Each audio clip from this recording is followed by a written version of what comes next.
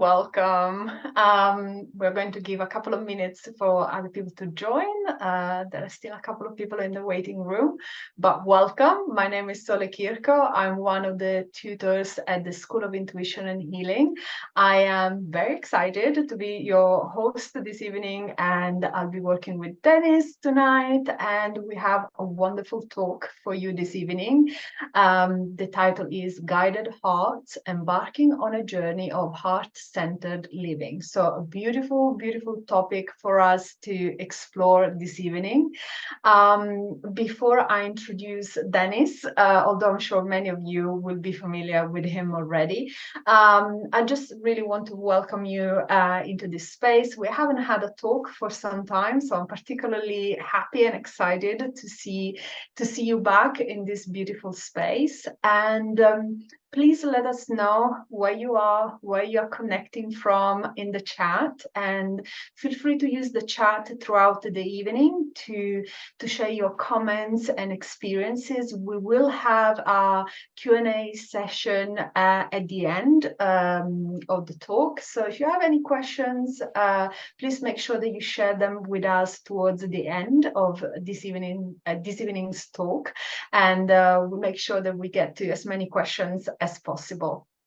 But yeah, other than that, please sit back, enjoy, relax.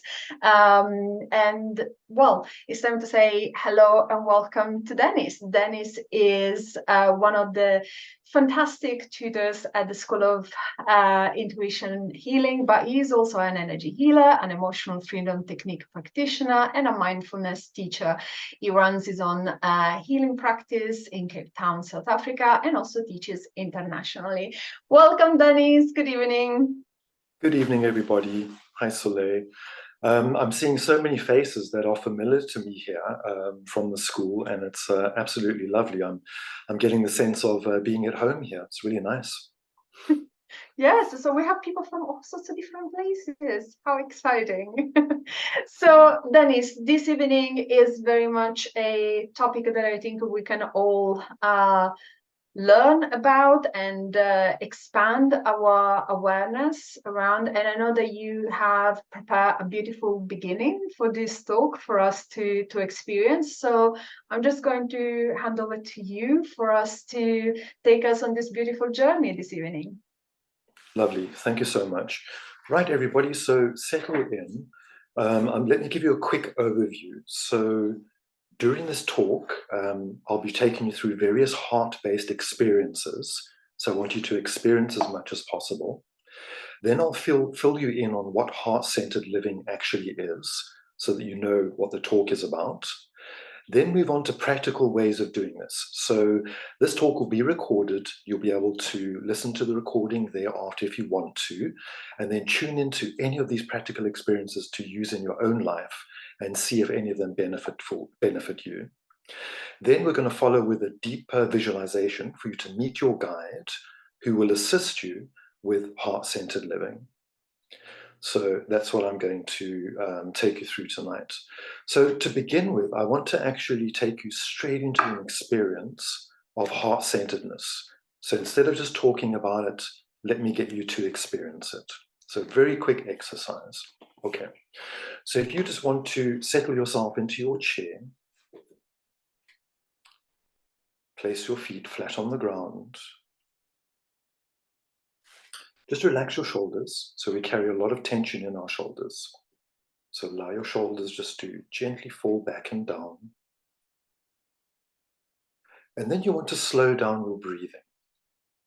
So just focus on your breathing as it enters and exits your nostrils. And get a sense of just slowing in your in-breath and slowing your out-breath.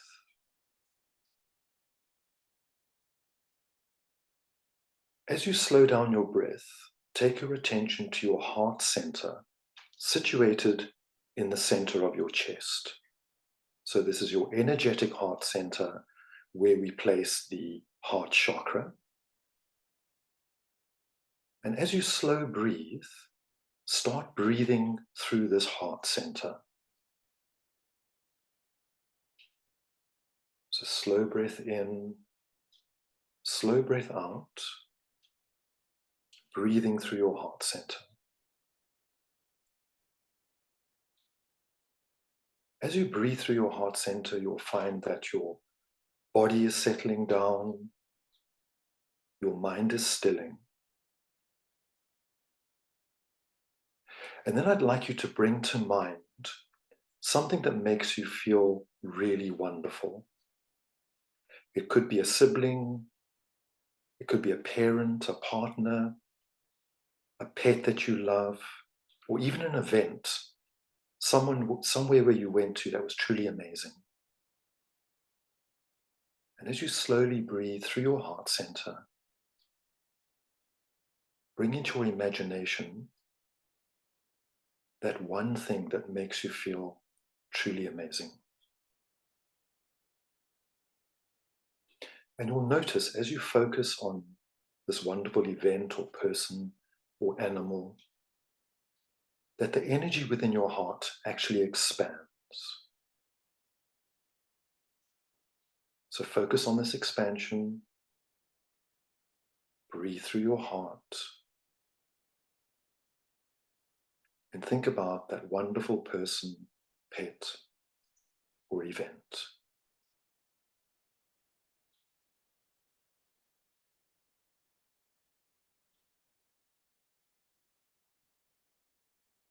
And now once again, feel your feet flat on the floor, your sit bones in your chair. And when you're ready, you can open your eyes.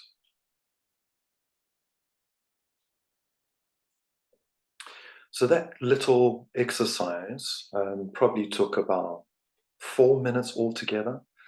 But for those 4 minutes, all your worries, all your cares, and all your problems were put aside. So it's a lovely little exercise that you can use at any time. So I want to tell you a quick story. So on the weekend, I was busy doing painting renovations with my wife. So we were painting the lounge, and she put on some rock music to get us into the mood. So we were listening to the vibes, and I started thinking about this talk and everyone that was going to join me in this space.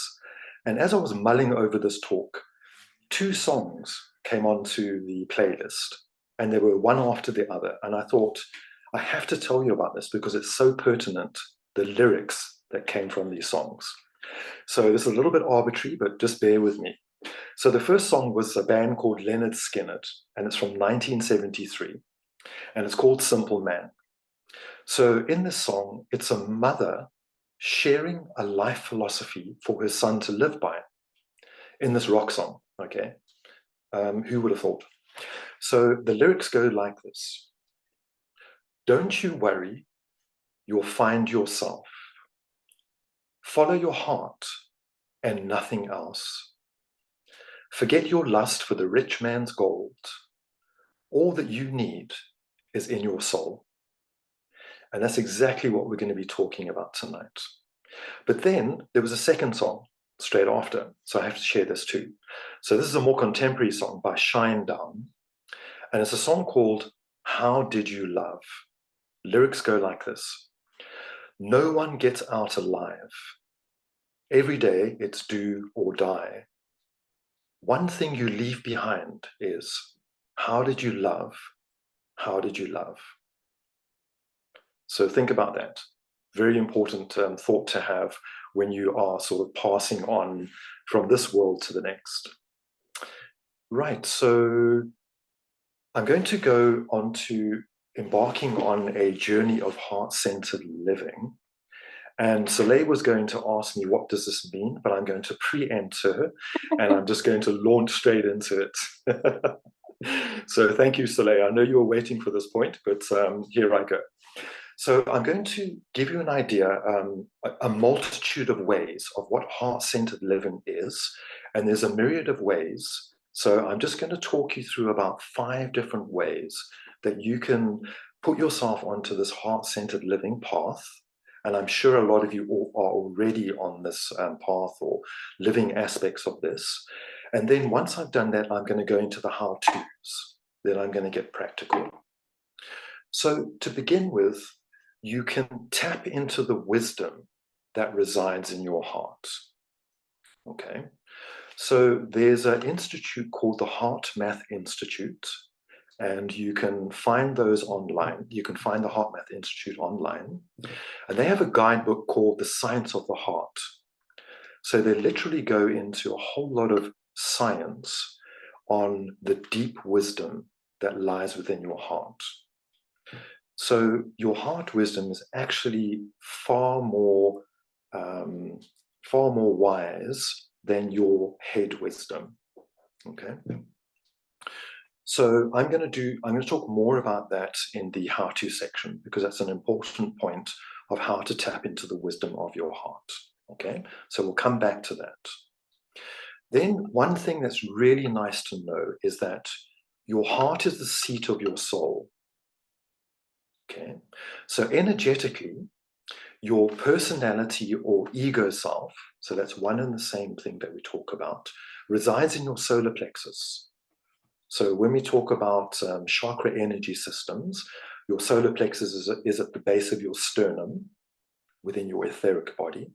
So your personality self resides in your solar plexus, and we say that your heart is the seat of your soul or your higher self. Okay, so that's why it's really good to tap into your heart, because then you can meet your own soul self within that space. And I'm going to unpack that as we go along. So Gary Zukov, he was an author who wrote a book called The Seat of the Soul, quite some time ago, I think in the 1980s. But he documents, he juxtaposes 5-sensory living, which is living from your personality self, which most people do, with multisensory living.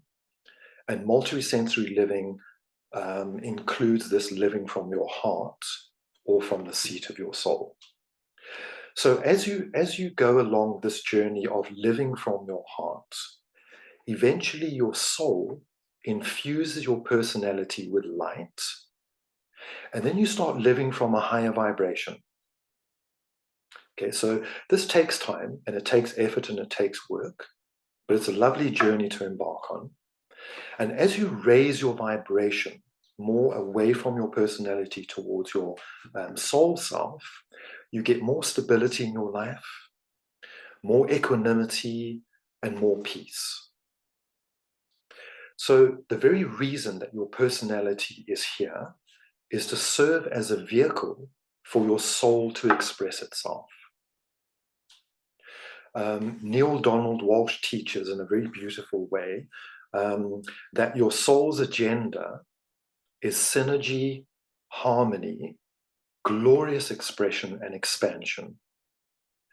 So that's what you can look forward to when you tap into the energy of your heart.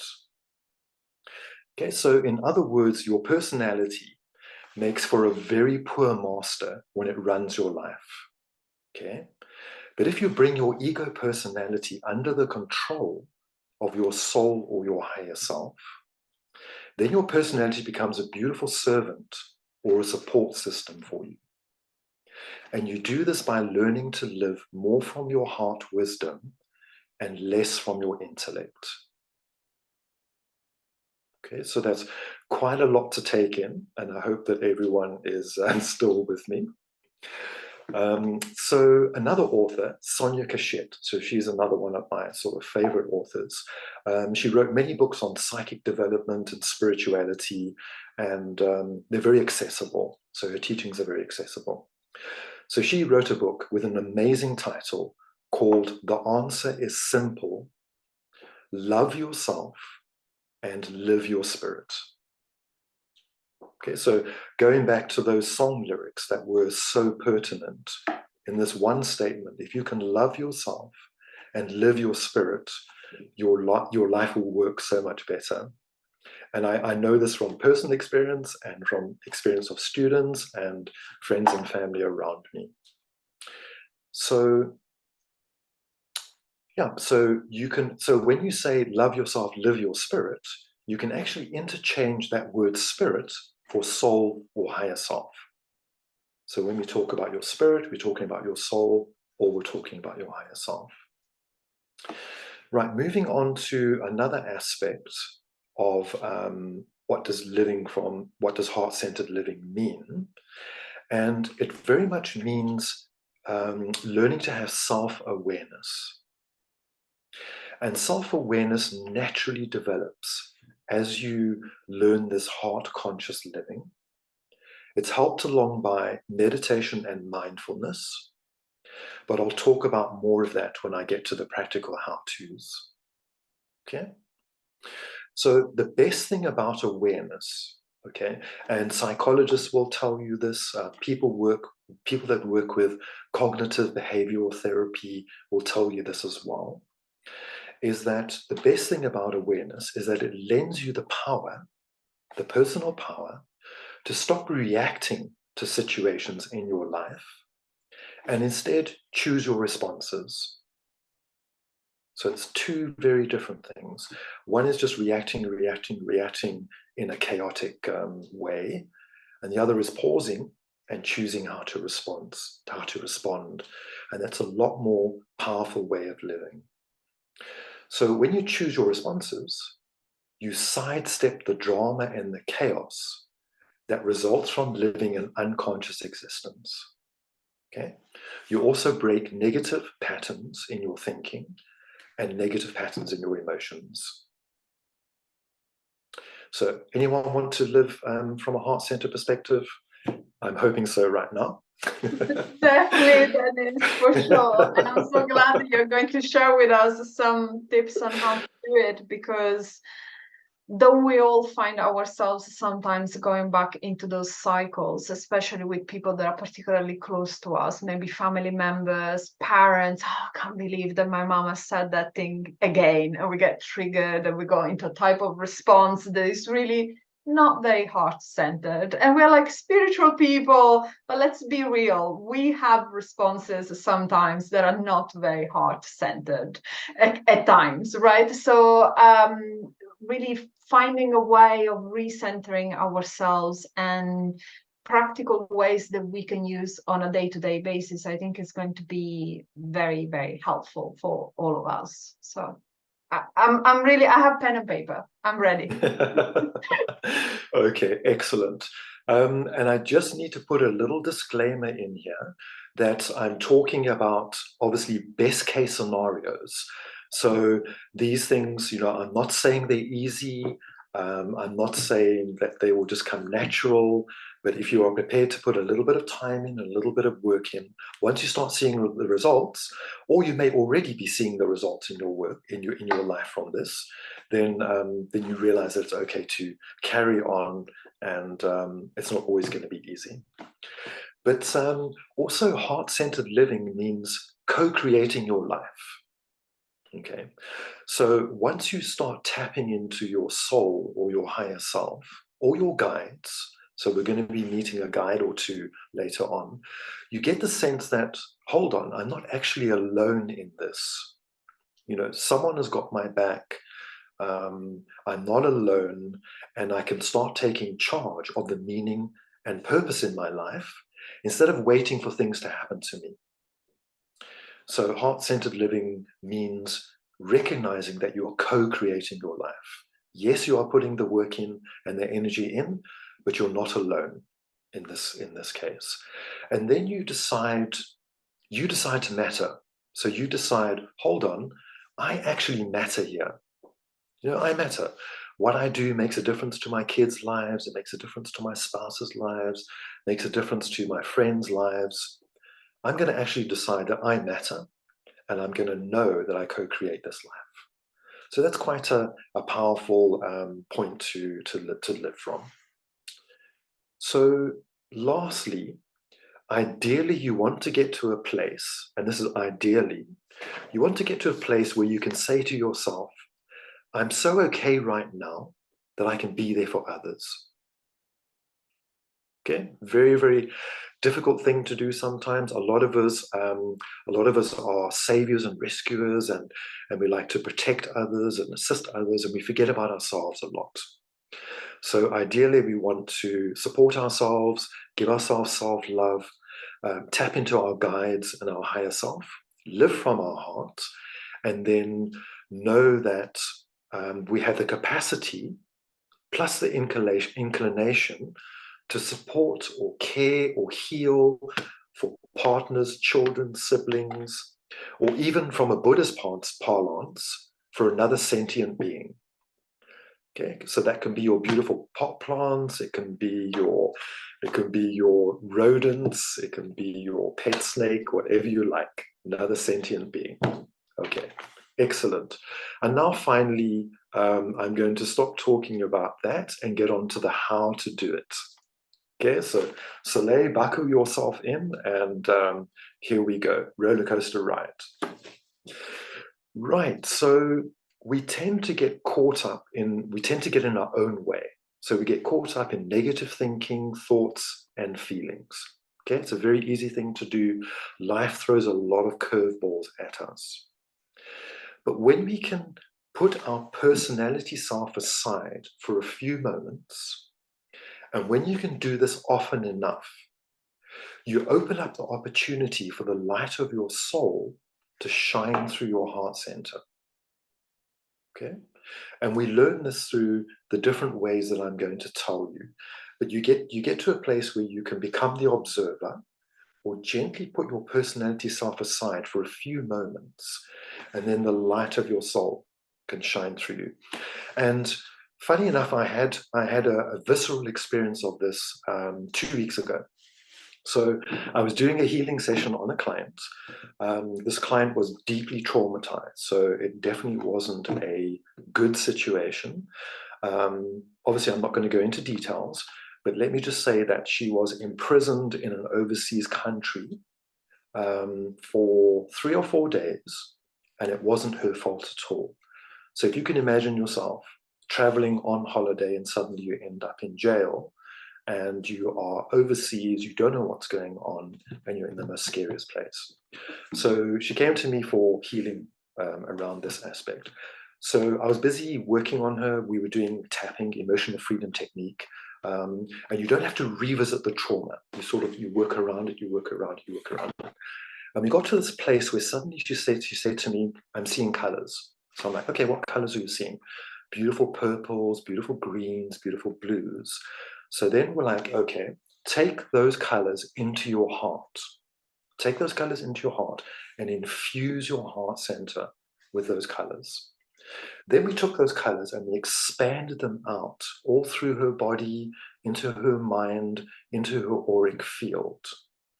And eventually, I realized there was this light shining through her. It was literally shining through her face. She was beaming. So you think we'd been working for about 3/4 of an hour. So 3/4 of an hour previously, she came into my practice room and she was deeply traumatized. And now she's sitting here and she's got this light shining through her face. And then I said to her, well, what's going on for you right now? And she said, well, I feel like I am part of the galaxy.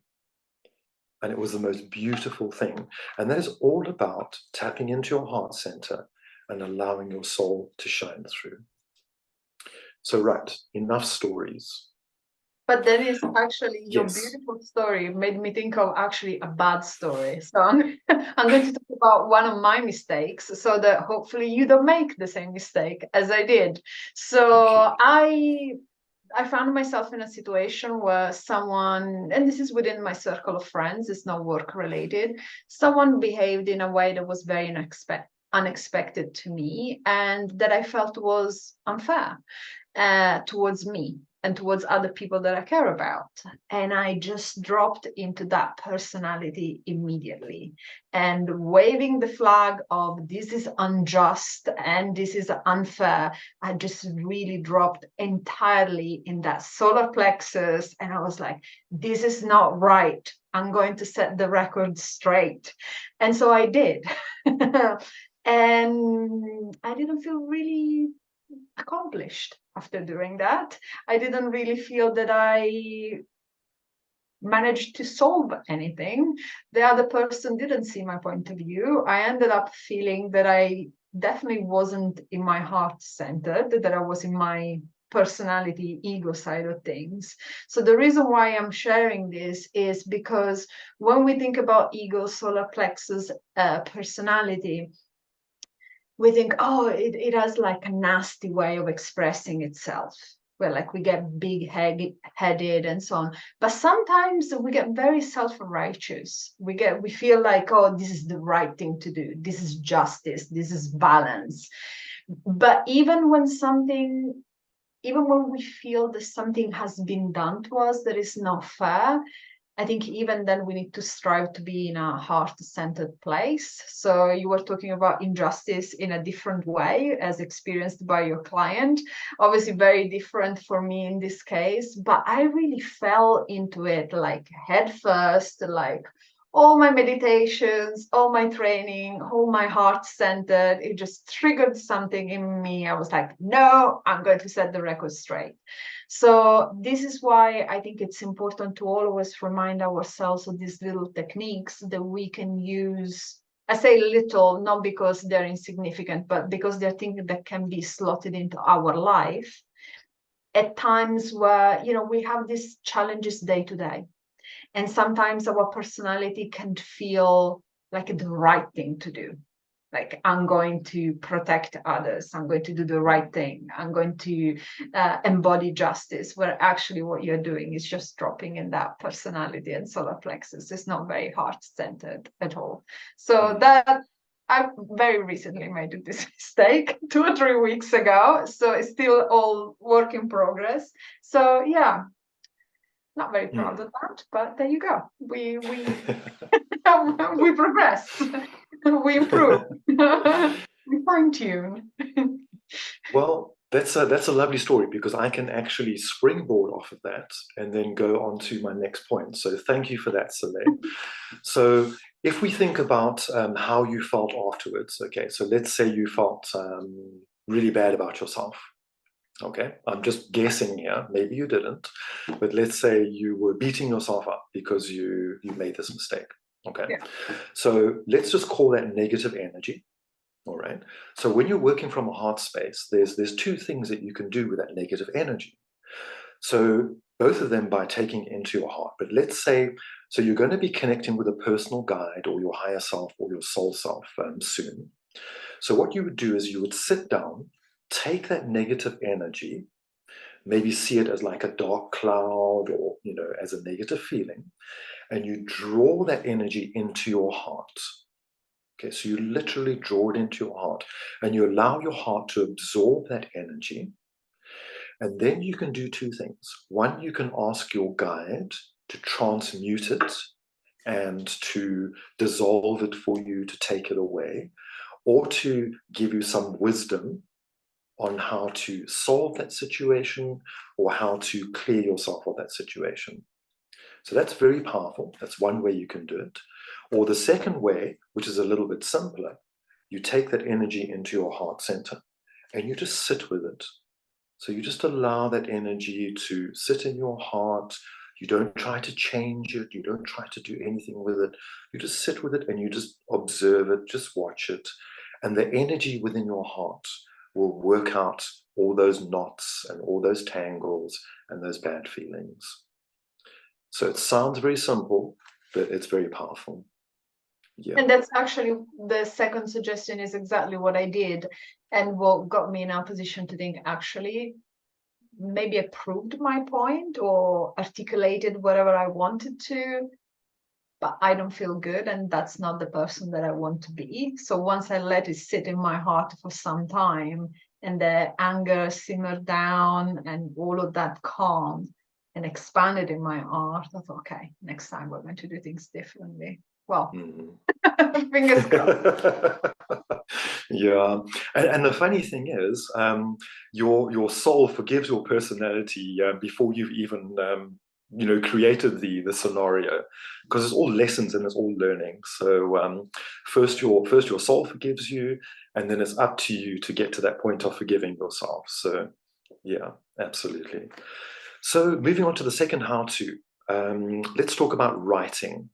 And I'm just going to briefly scan about this, because I know a lot of spiritual healers will, or a lot of spiritual people will already be journaling. Okay, so I do know a lot of people journal, but just 3 quick things about writing. One is if you are having a lot of challenging thoughts and they're looping around your head or they're reoccurring all the time, if you can just sit down and write out all of those points that are bothering you, it's almost like you energetically take them from within yourself and place them outside of yourself. So just that aspect of writing out your challenges or writing out your problems will lessen them. And then you can take it one step further and you can either rip those pages apart and throw them away, or you can safely set them alight and burn them. But don't do that trick at home, or if you are going to do it, please do it very safely. Okay. Then the second aspect of writing, if we think about Carl Jung, so the amazing psychologist Carl Jung, he introduced or coined the term free associative writing. Okay, so it's quite a simple process, but you literally sit down quietly on your own, get a pen and paper, and then you focus on your challenge or your problem or your negative feelings, and you just start writing. But as you write, you just allow the stream of thoughts to just flow and flow and flow. And you don't stop and read what you're writing. You never stop and read. You just allow it to flow, flow, flow until you feel like all of that energy is less or dissipated. And only then you put your pen down and you're welcome to go and read what you wrote. Sometimes there's wisdom in there to learn from, and sometimes it's literally just a purge of the emotions or the challenging feelings. Third thing, Julia Cameron. So a long time ago, she wrote a book called The Artist's Way, and then she wrote a book called The Artist's Way at Work and The Right to Write, and she's the most brilliant writer. So her famous thing that she introduced is called morning pages. And the thing with morning pages is you get up in the morning before your kids wake up, before your husband or your wife wakes up, so you can have a little bit of quiet time, and you write in your journal. But it's also, you can write about anything, your feelings, your emotions, your good times, your bad times, your dreams, whatever you like, but you just document them on these morning pages. Now, her morning pages are 3 foolscap A4 pages, which is a lot. But even if you just do some journal entries every other day or something like that, it's a matter of getting that expression out. So writing, yeah, writing's a good thing. Not everyone likes to do it, but it can be quite cathartic. Can I just say, yes, you don't have to be a good writer. Sorry, say that again, Soleil. You don't have to be a good writer for this to work, because people have the block of sometimes feeling like, oh, I'm not really a creative person, I'm not a good writer. Someone when I was at school told me that I'm not such a great writer. It doesn't matter. Like, you don't have to be an artist, you don't need to be a creative writer. It works, and it's for you and for your own healing. 100%, yeah, because often you're not even going to show anyone else that writing. It's purely for your self-expression and for your own healing. So yeah, very good point. Thank you for highlighting that. Then the next how-to is breath work. So breath work is super powerful. And the reasons why it's so powerful is it gets you into your body. So it's very somatic. A lot of our problems are obviously not physical aches and pains, but a lot of our problems are in our head. They're in our emotional body, they're in our mental body. And if you can get back to your physical body, then it's very healing. Okay. So I'm going to talk about breath work. I'm not actually going to take you through the process because that'll take a bit of time.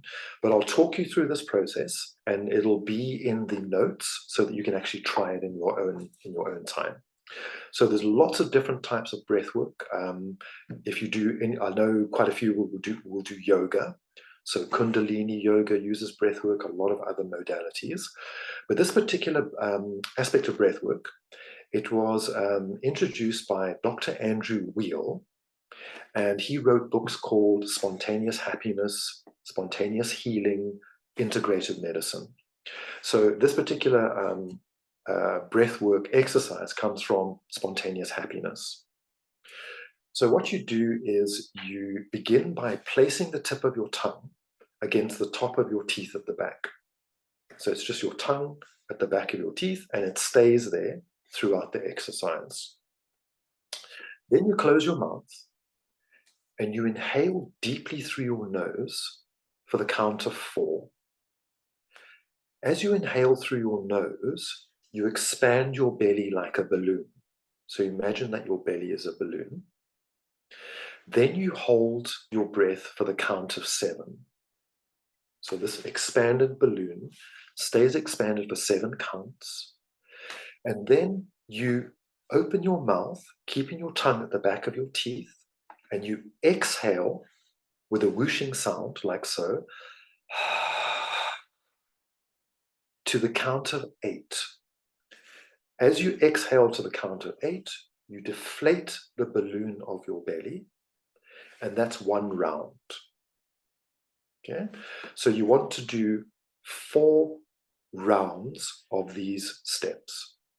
So what I like to do is when I do the first round, I place my finger against my thumb against my index finger, second round against my middle finger, third round against my ring finger, and fourth round against my pinky. And then that's how I keep count of doing the 4 rounds. And what this does is it brings you into the present moment. So for that time while you're doing the breath, your body's relaxing, you're starting to feel safe, all your challenging emotions are put on hold. You can't think and do this. So if you're worried about your mother-in-law and you're having dinner with her tomorrow night and it's going to be a problem, you can't think about that in those 4 rounds of breath. So that's what makes it part of your heart-centered living. Okay, good. Then we move on. I'm used to asking questions, Soleil, at this point as we go along, but I know that I can't ask questions of all the 100 and whatever folks that will be watching this video. So we'll take some questions at the end, I believe. Yeah. Yes. Okay. All right. Good. Then lastly, I want to move on to mindfulness. So I'm going to go through this briefly because mindfulness it's a vast subject, but I'm going to give you 2 how-tos, so 2 exercises to do in your own time. And I spoke about earlier that mindfulness is about self-awareness, or self-awareness is about mindfulness. Okay, and I'd like to just say here that talking about better relationships. So when you start this heart-centered living, you'll actually find your relationships improving. And one reason why they improve is when you start observing yourself and becoming self-aware, you start becoming mindful. And then you start responding to things as opposed to reacting to things. So a quick quote here from Thich Nhat Hanh. The most precious gift we can give, the most precious gift we can offer anyone is our attention. When mindfulness embraces those we love, they will bloom like flowers. And basically what that means is you are getting out of your own way, getting out of your own reactions, and learning to respond to others in a far better way. So let me give you an example. Let's say you're getting into an argument with your teenage son, teenage daughter, your spouse, a friend, and you're getting into this argument, but you've been practicing your mindfulness and you've been practicing your heart-centered living. Then what's going to happen is you are in your normal reactive mode, and then suddenly you'll stop yourself and you'll start becoming the observer, watching this argument. And now you're watching yourself being this person, creating more and more bad vibes, and the other person reacting to you. And suddenly within that pause, you can choose how to respond. So you literally stop reacting and now you respond. And in that response pause, magic can happen. So you might suddenly realize how ridiculous this argument is and burst into laughter. And if you do that, that's going to stop the argument possibly.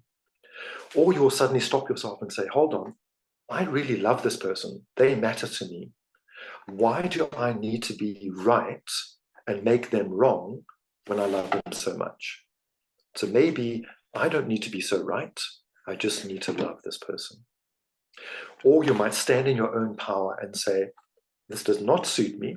We'll stop talking about this right now and we'll walk away from here and talk about it tomorrow. So you never know what magic will happen when you become that observer and become mindful. Okay, good. So 2 quick ways to achieve mindfulness. So this is from Dr. Neela Peak. 2 quick ways to achieve mindfulness. And the first one is a body-mind awareness. Okay, so you can practice this several times throughout the day, or just once or twice throughout the day. But it's one of those brief pausing moments where you check in with yourself. So all you do is you find a quiet space, bring complete awareness to your body and thoughts by first taking a deep breath and releasing, taking another deep breath and gently closing your eyes. Then you take your focus inward and you ask yourself, how is my body feeling right now? Am I tense anywhere? If so, can I relax? Can I relax those frown lines on my forehead? Can I relax my shoulders? Can I release my clenched fists? Then you ask yourself, what is my mind doing? Is it calm or stressed? Is it whirling around? Is it caught in a pattern? Can I just let it be for now? Can I just let my thoughts come to a still point in this moment? Then you ask yourself, am I in this moment or am I somewhere else? Am I in the past? Am I in the future? Am I thinking about what I need to do next, the work I need to do next, the workload I have? Or can I just bring myself into the now for this present moment? And then you open your eyes, you reconnect outwards, and you carry on with the rest of your life. Okay? But that exercise shouldn't take you longer than 5 minutes unless you want to stay in that space longer. And then all you're doing is you're just recalibrating your energy. You're resetting yourself, and now you're going back into the world from a much stronger position. Okay? So that's the first one. Second one is a quick exercise in gratitude. So once again, you find a quiet space, pause in that moment, and think of one blessing that you have in your life. I'm sure some of you have written gratitude lists and you just can't stop. So you get to number 10, and then you get to number 20, and then you get to number 30, and it's like, wow, I've got so much to be grateful for. But here I'm just talking about one. So just choose one thing to be grateful for and think of it in detail. So start unpacking this one thing in detail. And while you're doing it, take your right hand or your left hand and place it on your heart. So you literally tune yourself into your heart center by placing your hand on your heart while you are focusing on this one thing that you're grateful for. And then while you're feeling that gratitude, really feel it. So breathe into it. Try to notice that grateful energy radiating from your heart and through your body. Okay? And you just hold that sense of gratitude with your hand on your heart, feeling the energy for a moment or 2 or 3, and then you release and you carry on with your day. Wow, so helpful. I tried to capture things and share in the chat because there is so much wisdom, Denis. So for everyone who is following us or is going to watch the recording, yeah, we have notes in the chat, just some information that might be helpful just for all these exercises. Thank you so much.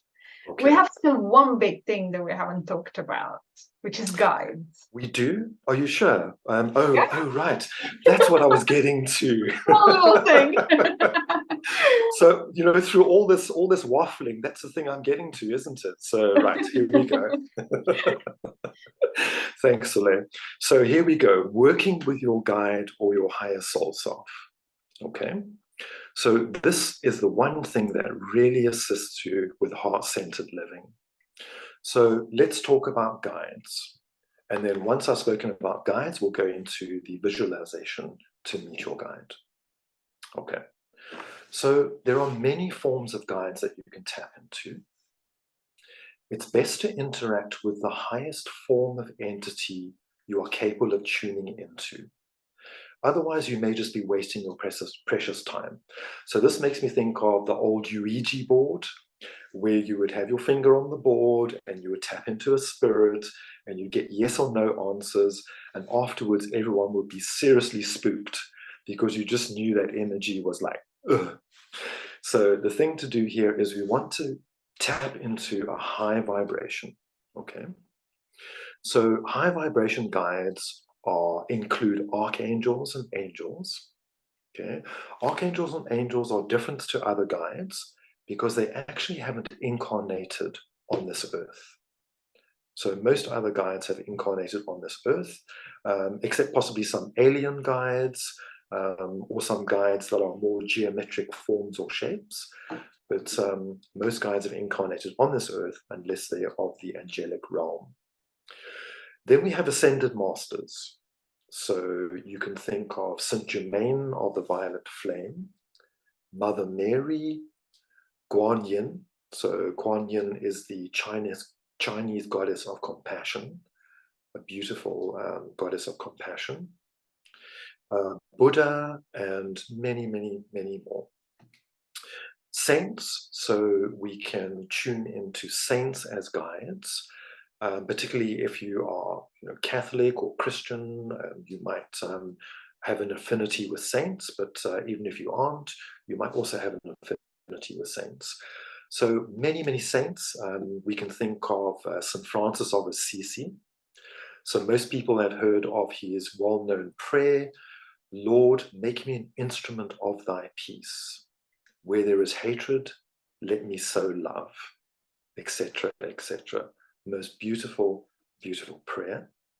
St. Teresa of Lisieux. So she was a French saint, or a French Carmelite nun who became sainted. And in her dying promise, she professed the following: I will send down a shower of roses from heaven. I will spend my heaven by doing good on earth. So she is one of the, quite a favorite saint amongst the Catholic fraternity. And supposedly when you pray to her, roses will appear to you in some way, shape, or form. Okay, so take that away with you.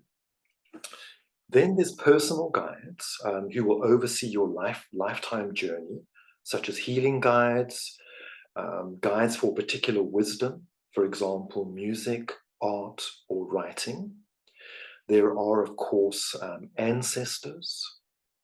Then most people have a guide that guides you throughout your entire life. And you might have one or two or more. And some guides come and go. So they come into your life for a particular reason, to teach you a particular lesson and to support you, and then they move on. Guides can also take the form of shapes or geometrical patterns or color.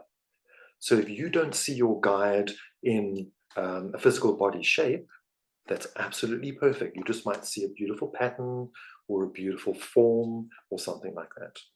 Okay. So just briefly going back to Sonia Cachette, one of my favorite authors before we start this guide exercise. In her book, Ask Your Guides, she has the following to say about your higher self or your soul self. Did you know that choosing to follow the guidance of your higher self gives you more freedom than you ever imagined was possible? It allows you to live an authentic, loving, fearless life. Nothing gives you more power than that. Just decide you want your higher self to run your life and say so in no uncertain terms. It's the most direct way to realize all your dreams. Thank you, Sonia. I love you. Right. So here we go. We're going to move on to meeting our guides. So this is a fairly long meditation, and I'd like you to put your pens down, settle into your chairs. You want to place your hands in your lap, and it's quite nice to place your palms facing upwards. That's called a mudra, where you open yourself to inspiration. Okay. Have your feet flat on the floor. By having your feet flat on the floor, it grounds you thoroughly. Gently close your eyes and take your attention to your breath, where it enters and exits your nostrils. Just tune into that flow of breath in and breath out. You might feel a tingling sensation, or a warm or a cool feeling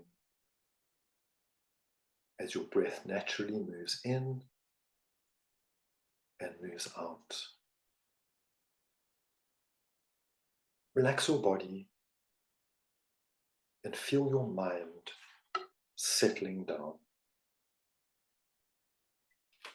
Take your attention to your heart center in the middle of your chest and sense or see a divine spark glowing brightly within this space. Observe this point of light within you as it shimmers gently like a star within the night sky.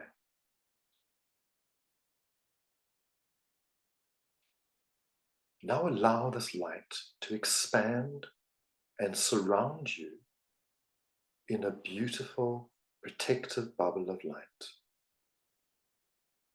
See this golden or silver bubble of light wrapping around your auric field in a lovely cocoon of protection.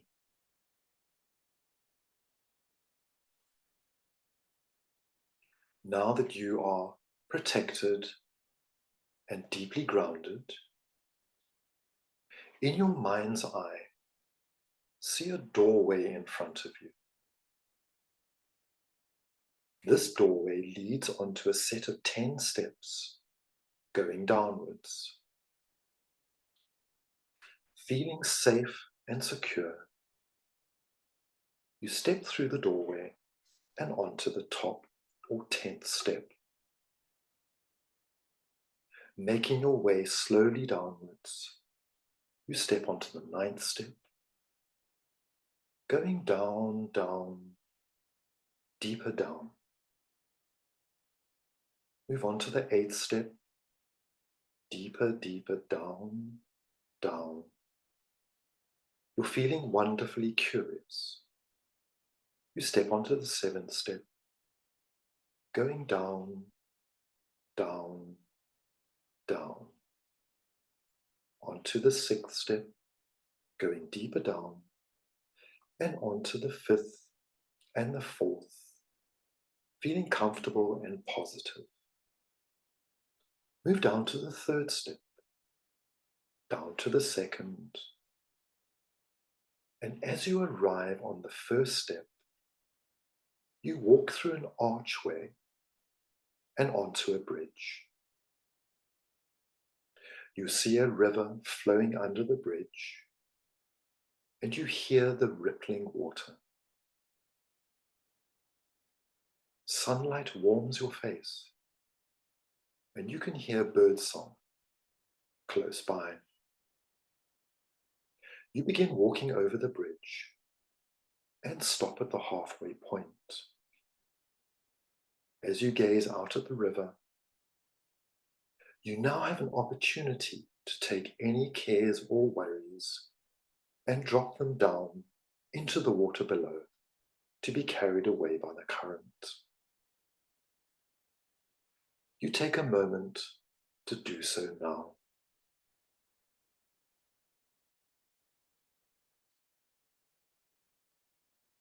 Continuing over the bridge, you reach the other side and step onto a path leading into a beautiful, cultivated garden. Walking the path, you are surrounded by beautiful foliage and flowers and trees. The path meanders through the garden, and you arrive at a pretty wooden bench at the edge of a pond. Sitting down on the bench, you notice the exquisite water lilies floating on the surface, surrounded by green lily pads. A movement catches the corner of your eye, and you notice a shimmering figure or shape or light form moving towards you. This figure may seem familiar or not, no matter. You feel a sense of reassuring warmth and love as your guide arrives next to you. Welcome your guide and get a sense of who or what they are. What does your guide look like?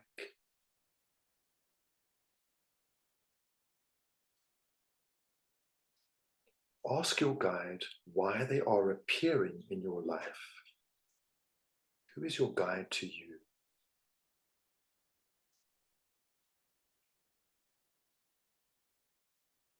What is the role of your guide?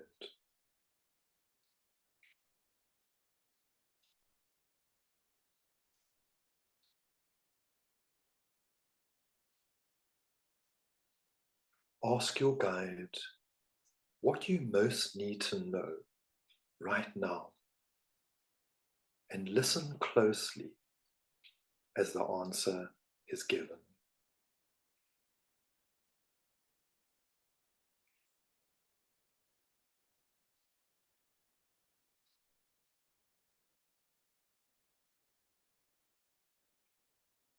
If you don't receive our answer, no matter. It will appear to you in a dream, in a conversation, in a music lyric, or in something that you read in the days to come. Your guide wishes to give you a gift. Receive this gift from your guide with gratitude.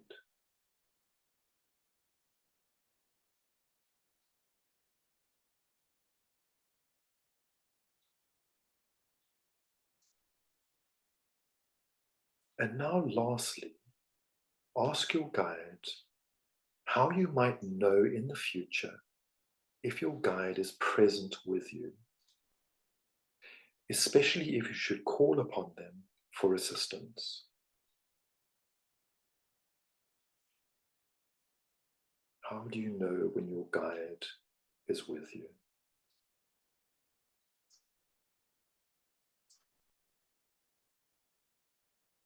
And now give thanks to your guide. You rise up off the bench and begin returning down the path back the way you came. Walking through the garden, you arrive back at the bridge and stroll over to the other side. Here you arrive at the archway and the foot of the steps. You place a foot on the first step, beginning your ascent up to the original doorway. Stepping up to the second step and the third, you feel brighter and lighter, moving up to the fourth and the fifth step as you ascend, then up to the sixth and the seventh, rising up to the eighth and the ninth step, and finally you arrive on the 10th, feeling calm and relaxed.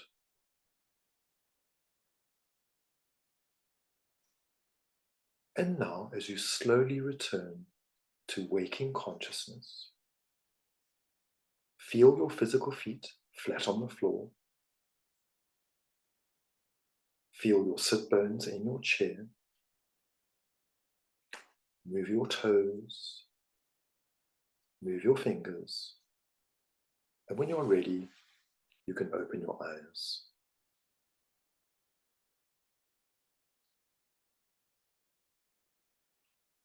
Thank you, Denis. That was lovely. Thank you so much. And I just want to remind everyone that thankfully this talk is recorded, so we can go back and meet our guide over and over and over again and experience this beautiful visualization again. Thank you so much, Denis. That was lovely. So I'm sure there will be questions that we are happy to take in a second. Time is never enough for these things. It's never enough. There is always so much to cover. So before we go into questions, Denis, I wanted to ask you if there was anything that you want to share to kind of wrap up the talk. And then I really wanted to chat about your course that you have coming up, because this evening was so lovely.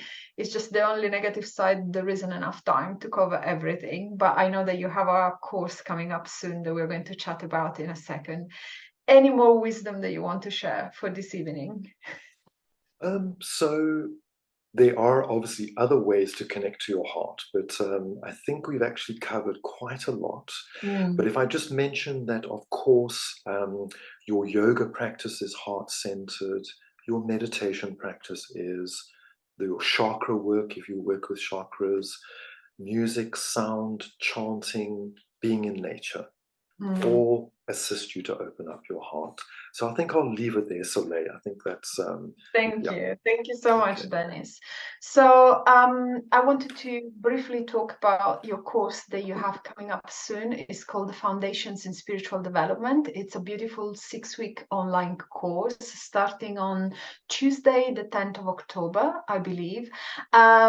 Just wanted to give you an opportunity to briefly talk about it a little bit more, because I just feel, imagine expanding this evening across the 6 weeks. That would be lovely, wouldn't it? So what sorts of things are covered in the course, Denis?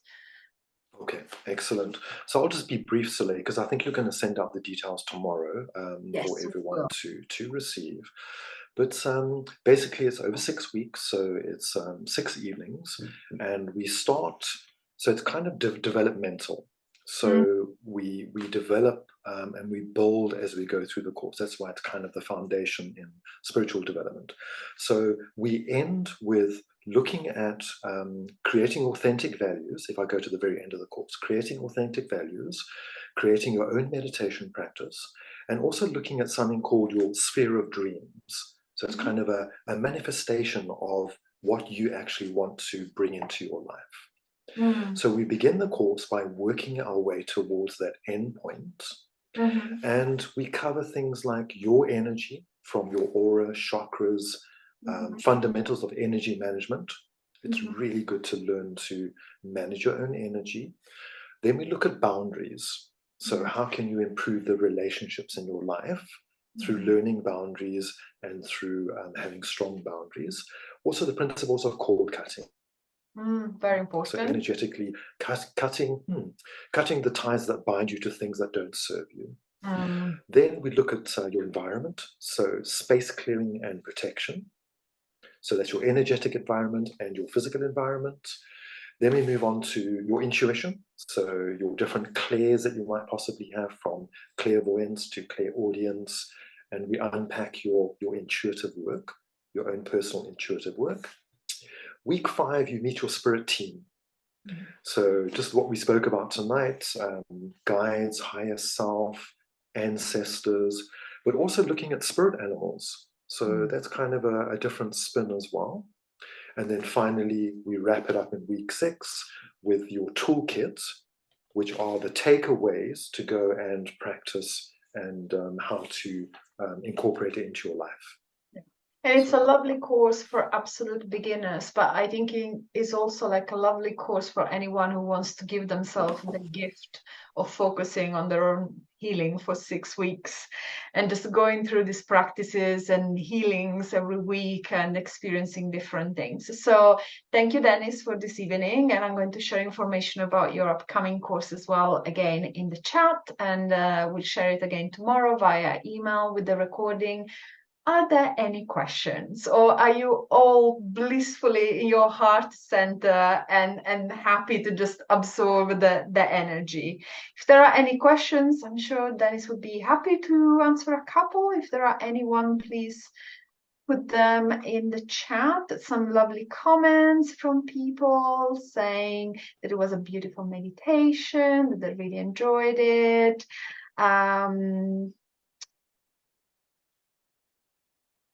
I forgot I was here. Lovely. Okay. I think your blissful meditation voice, Dennis, just set us free from our worries and constraints this evening. So I think everyone is utterly blissed out for the rest of the evening. There are no questions, but I'm sure you'll be happy to answer questions if people want to get in touch with you directly in the coming days. So thanks so much again, Dennis, and thank you everyone who joined us this evening. It was so lovely to see new and old faces and known faces again. So thank you so much. Laura says, oh, I got the wrong time. Yes, there is a recording. So if you got the wrong time, there's no problem. You're going to be able to catch up tomorrow or whenever it's going to be available. So thanks so much, everyone. And we look forward to seeing you again very soon, either online or in person. Thanks, Dennis. Thanks, Soleil. Thanks, everybody. Thanks, Take everyone. care. Bye-bye. Take care. Bye. Bye now. Bye.